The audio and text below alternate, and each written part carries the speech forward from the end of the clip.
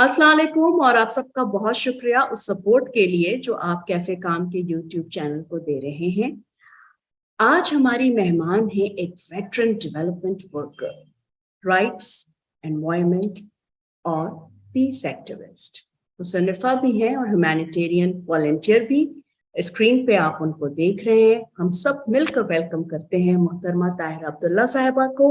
अस्सलाम वालेकुम। और आपसे सवालात का सिलसिला और गुफ्तगू का सिलसिला शुरू करने से पहले मैं आपका बहुत ज़्यादा शुक्रिया अदा करना चाहूँगी कि आप कैफ़े काम की इस पॉडकास्ट सीरीज़ का हिस्सा बनने पर रजामंद हुई और अपना निहायत कीमती वक्त हमें दे रही हैं। बहुत बहुत अस्सलाम वालेकुम आपको और आपके तमाम नाजरीन और सामाईन को भी। मैं उल्टी बात है, बल्कि उल्टा मैं आपकी शुक्रगुजार हूँ कि आपने मुझे ये एजाज बख्शा। बस यही हमारी जितनी भी ड्यूटी क्वींस हैं और जो सही मानों में जो हमारे शीरोज हैं और हीरोज हैं, उनकी यही तो बात है कि वो सब बहुत ही ज़्यादा हम्बल होते हैं। और ताहिरा अब्दुल्ला, जिनको मैं ताहिरा आपकी भी कहने की जिसारत करती हूँ, वो भी उनमें से एक हैं।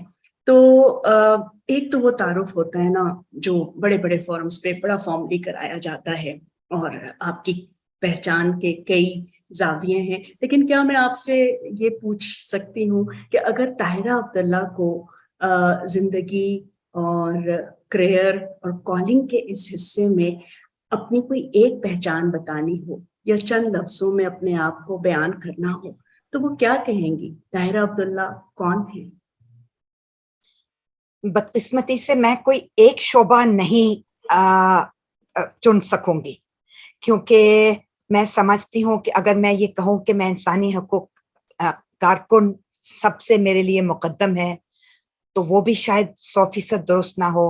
अगर मैं कहूँ कि मैं इक्तिसादी तरक्की की कारकुन हूँ और इंसानी पहलू, जिसको ह्यूमैनिटेरियन वर्क भी कहते हैं, इंसानी बुनियाद पर और गरीबों के लिए बिलखसूस, जो कि मजलूम और महरूम और महकूम तबकात हैं, उनके लिए पिछले कोई 45 बरस से काम कर रही हूँ, तो वो भी शायद 100% दुरुस्त ना हो, अकेली बात। और तहकीक और तहरीर में तो मुझे मेरा ख्याल है कोई 50 बरस से ज्यादा हो गए हैं। लोग, आपके सामाईन और नाजरीन की उम्र इतनी नहीं होगी। तो जिस तरह लोग अपने 3-4 बच्चों के बारे में पूछते हैं कि जी इनमें से कौन आपका सबसे ज्यादा पसंदीदा बच्चा या बच्ची है, और लोग ऑब्वियसली नहीं कोई कह सकता कि ये फलां बच्ची मेरी बेहतरीन है और दूसरी को मैं नहीं पसंद करती। इसी तरह मैं अपने तमाम शोबों को बहुत प्यार की और कदर की निगाह से और देखती हूँ, और मुकद्दम सबको यकजा करके मुकद्दम समझती हूँ। बहुत खूब, बहुत खूब। और अगर आप मुझे इजाज़त दें तो मैं फिर ये ऐड करना चाहूँगी कि आप एक पॉलीमैथ हैं और इंस्पिरेशन तो आप हैं ही। 50 साल आपने जिक्र किया, निस्फ सदी का किस्सा है, और 75वीं सालगिरह हम पाकिस्तान के क़याम की मना रहे हैं। तो इस हवाले से मैं जानना चाहूँगी कि what does Pakistan mean to you? यौम आज़ादी के मौके पर आपके क्या महसूसात होते हैं, क्या ख्यालात होते हैं, क्या शेयर करना चाहेंगी आप? मेरे अमली काम के तो 50 बरस हो जाएंगे बहुत बहुत जल्द, अगर जिंदगी रही, मौका मिला। ये पाकिस्तान की जो डायमंड जुबली आ रही है इंशाल्लाह 14 अगस्त को, मैं समझती हूँ कि इससे पहले कि मैं आपको बताऊं कि मैं पाकिस्तान, मेरे लिए पाकिस्तान की अहमियत क्या है और मैं पाकिस्तान को किस निगाह से देखती हूँ, उससे पहले बहुत एहतराम के साथ मोहतरमा डॉक्टर साहिबा, आप मुझे इजाजत दीजिएगा कि मैं एक छोटा सा एक लम्हा फिक्रिया अपनी तरफ से बयान करूं इस बहुत ही अहम सालगिरह पर, 75वीं सालगिरह पर। और वो ये है कि अगर पाकिस्तान ना होता तो मैं और आप आज यहाँ ना बैठे होते। हम भी श्रीनगर में या जम्मू में या महाराष्ट्र में या दिल्ली की किसी यूनिवर्सिटी में घसीटे जा रहे होते, हमें मारे पिट रही होती और हम जेल जा रहे होते, और हमारे साथ भी वो सलूक हो रहा होता जो कि इंडियन मुस्लिम्स का इंडिया में हो रहा है اور پاکستان میں غیر مسلم پاکستانی شہریوں کے ساتھ اور محکوم اور مظلوم طبقات کے ساتھ ہو رہا ہے. تو نہ صرف یہ کہ شکر گزاری کا مقام ہے بلکہ ساتھ ساتھ لمحہ فکریہ ہے ان لوگوں کے لیے جو کہ سوچنے اور سمجھنے کی صلاحیت تو رکھتے ہیں یا نہیں ہیں، یہ تو ان کا ذاتی فعل ہے، لیکن کیا وہ یہ کرنا چاہتے بھی ہیں کہ نہیں. میرے پاس عقل ہے، سمجھ ہے، بوجھ ہے، تعلیم اور تربیت ہے، تجربہ ہے، لیکن کیا میں سوچنے سمجھنے کے لیے وقت نکالنا چاہتی ہوں؟ کیا میرا جی چاہتا ہے کہ میں 5 10 15 20 منٹ، 1 گھنٹہ، 2 گھنٹے، 1 ہفتہ نکال لوں اپنی مصروف ترین زندگی میں سے بہت اہم معاملات پر سوچو بچار کرنے کے لیے، سوچ فکر کرنے کے لیے، لائک مائنڈڈ لوگوں، ہم خیال لوگوں کے ساتھ بیٹھ کر صلاح مشورہ کرنے کے لیے کہ آج ملک کس نہج پر ہے، ہم کتنے پولرائزڈ ہیں، ہم ایک دوسرے کے ساتھ برداشت تو بہت دور کی بات ہے، شکل صورت میں ایک دوسرے کی دیکھنا چاہتے ہیں. رواداری اور تحمل جیسے الفاظ کا معنی ہمیں نہیں پتا کہ یہ لغت کے الفاظ ہیں، اس کا معنی کیا ہوتا ہے رواداری اور تحمل اور برداشت اور جیو اور جینے دو کا جو مادہ ہونا چاہیے اور نہیں ہے. اور بائی دا وے یہ میں کہتی چلوں، اور یہ اہم بات ہے کہ صرف سیاست کا میں ذکر نہیں کر رہی ہوں، میں ایک وسیع تر تناظر میں یہ گفتگو کر رہی ہوں. بالکل، یہ بہت آپ نے اہم نقطہ جو ہے وہ بھی واضح کیا، چونکہ اکثر یہ سمجھا جاتا ہے کہ صرف سیاست پہ تنقید ہوتی ہے اور جو سول سوسائٹی ہے اور جو باقی طبقات ہیں وہ تو اس سے مبرہ ہیں.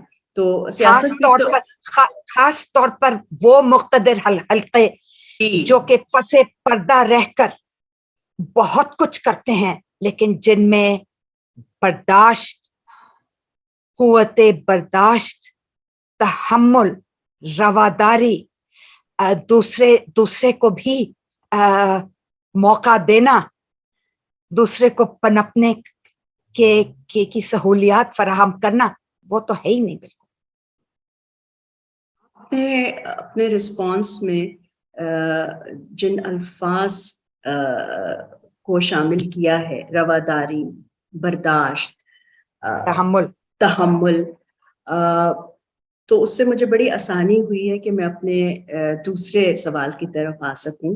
اور سوچنے کا بھی آپ نے ذکر کیا نا کہ چونکہ انسٹنٹ گریٹیفیکیشن کا دور ہے، پھر سوشل میڈیا ہے، ہم چاہتے ہیں بس ہماری لائکس آ جائیں، ہٹ ہو جائیں.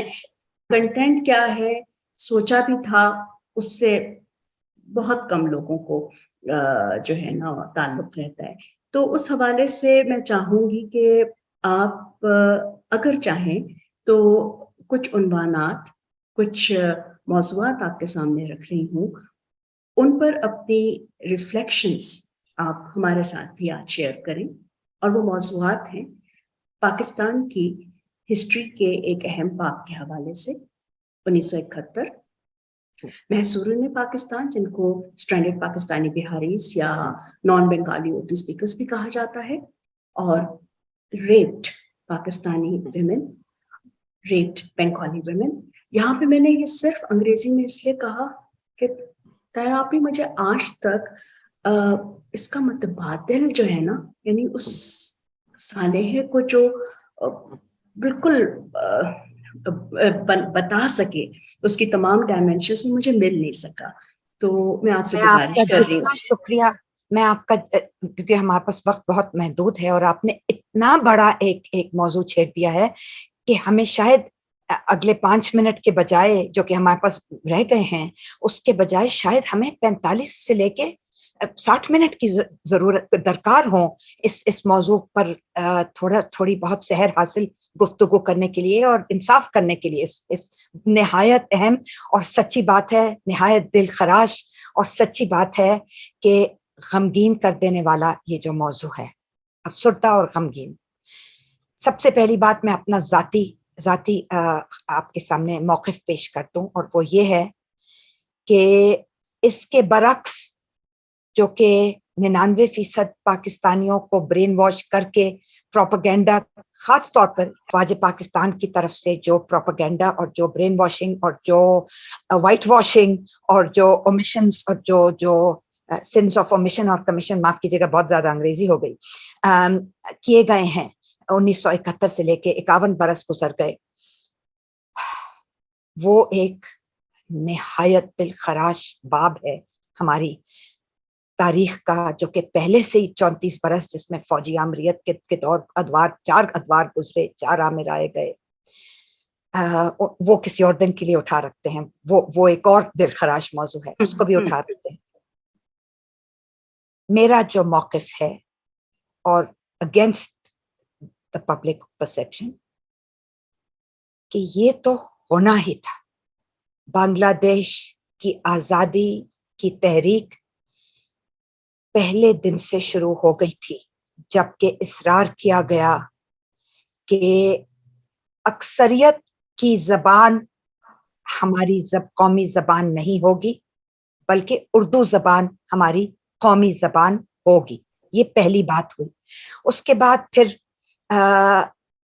इक्तिसादी तौर पर, सियासी तौर पर, सकाफती तौर पर, हर मुआशी तौर पर, मुआशरती तौर पर हर तरीके से बंगाली कौम को ना जायज़ हुकूक दिए गए, ना मुसावियाना सलूक किया गया, बल्कि उल्टा एक निहायत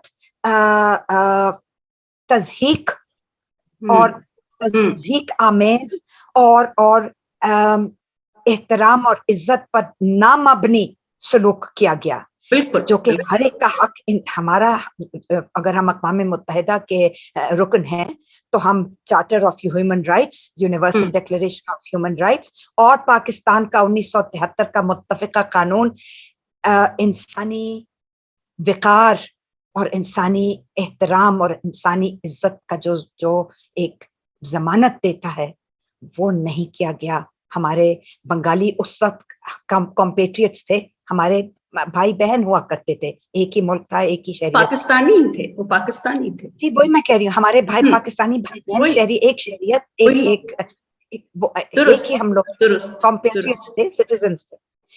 तो ये तो होना ही था, ठीक है जी। अब जब लफ्ज इस्तेमाल अब अल्फाज का चुनाव बहुत अहम होता है और ये आपकी ज़हनियत की अक्कासी करता है।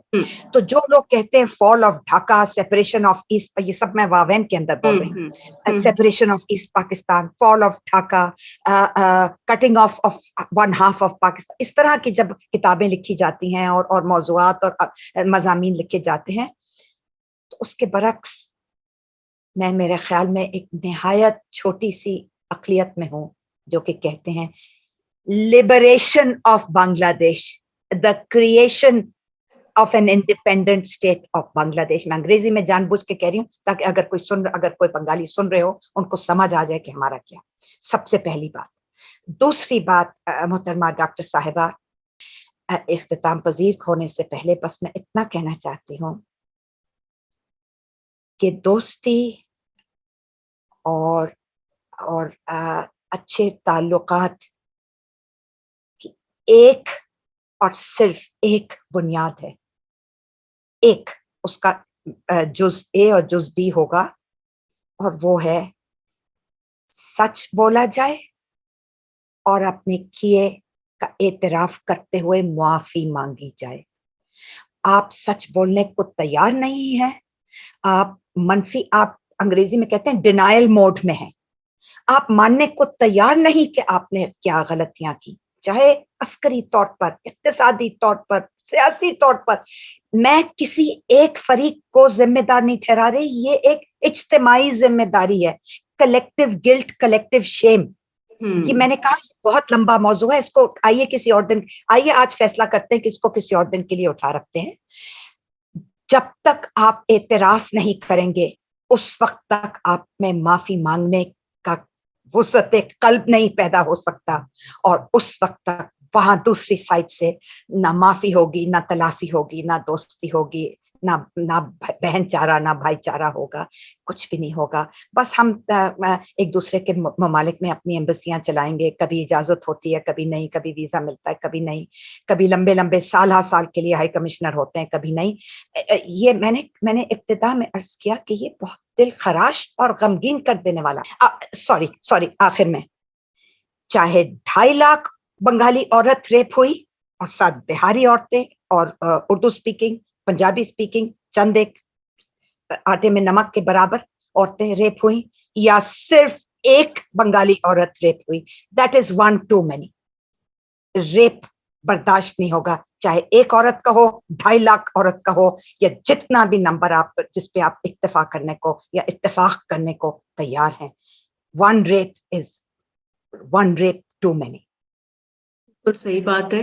और मैं भी यही समझती हूँ कि जो लोग ये एडवोकेसी करते हैं कि इतनी नहीं थी इतनी थी, तो मुझे बहुत हैरानी होती है। और ये औरतों के बारे में किताब यही है जी, उनकी किताब और उसके अलावा और भी कई किताबें मज़ामीन आए जिसमें सारा जोर इस पे लगाया गया कि देखिए इतनी तो नहीं थी, हम इतनी ज्यादती तो नहीं की थी, इतनी की थी। तो ये एक एम्पैथी लेंस से देखने की जरूरत है। लेकिन औरतों के मामले में जो बेहिसी है वो सिर्फ 1971 तक महदूद नहीं है, बल्कि वो अभी तक जारी है। और उसका एक सबूत जो है, जो अभी हालिया रिपोर्ट रिलीज हुई है जेंडर ग्लोबल जेंडर इंडेक्सेस जो आए हैं, तो उसमें आप देखें कि जो पाकिस्तान का नंबर है वो 146 ममालिक की फहरिस्त में 145वां है। यानी और हमसे नीचे वो है जो कि 50 साल से 45 बरस से जंग की सूरत हाल में है और ऑक्यूपेशन की सूरत। हाँ, इसका मतलब है कि सियासत, मईशत, सेहत, तालीम, इन चारों शोबों में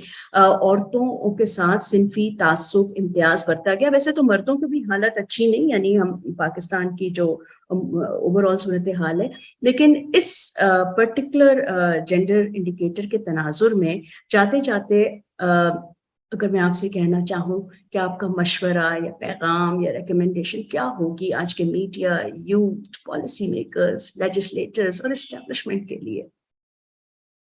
मैं समझती हूँ कि हबीब जालिब साहब से बेहतर किसने कहा होगा, अब दहर में बेयारो मददगार नहीं हम, पहले की तरह बेकस और लाचार नहीं हम। सही हो। और मुझे तो डॉक्टर महबूबुल हक का एक जुमला याद आ रहा है कि ये जो डेवलपमेंट सेक्टर जिसको हम कहते हैं, इसमें इंटेलेक्ट की कमी नहीं होती, लेकिन करेज की कमी होती है। मुझे बहुत खुशी है कमिटमेंट सियासी कमिटमेंट की कमी है। लेकिन बहुत अफसरदा मौज़ूआत पे भी मुख्तसर से वक्त में हमने बात की। मुझे ज़ाती तौर पे ये खुशी है कि मैं एक बहुत ही जिसे कहते हैं ना बहादुर औरत से जिनका नाम ताहिरा अब्दुल्ला है, मेरी उनसे मुलाकात रही और उनके एक्टिविज्म को, उनकी एडवोकेसी को देखने का मौका मिला। कुछ सीखा या नहीं सीखा इसके बारे में तो अभी बात नहीं हो सकती, लेकिन ताहिरा अब्दुल्ला, मैं आपसे यही कहूंगी कि आपका बहुत शुक्रिया। आपका शुक्रिया, आपका बहुत शुक्रिया, आपने मुझे एजाज बख्शा।